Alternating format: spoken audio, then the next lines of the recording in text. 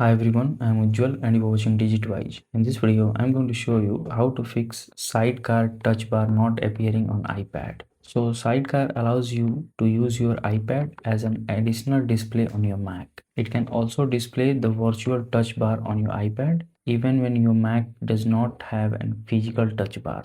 The controls shown in the touch bar depend on the app you are currently using. Therefore, the first make sure you are using an app that offers touch bar control. And you should also confirm that the show touch bar is enabled in the sidecar display setting. When that option is enabled but the touch bar is still missing, display have separate spaces may need to be turned on. So start by opening system setting by clicking on the Apple logo at the top left corner of the screen, and here choose desktop and dock. Now in the right side pane, scroll down all the way and make sure to enable the toggle right to displays have separate spaces. And if the toggle is already enabled but you can see requires logout, right to the setting, you need to first log out your user account and then log back in. And to do that, first click on the Apple logo and choose logout. After that, a confirmation pop-up will appear. Here click on logout again and then log back in and see if the requires logout is disappeared or not.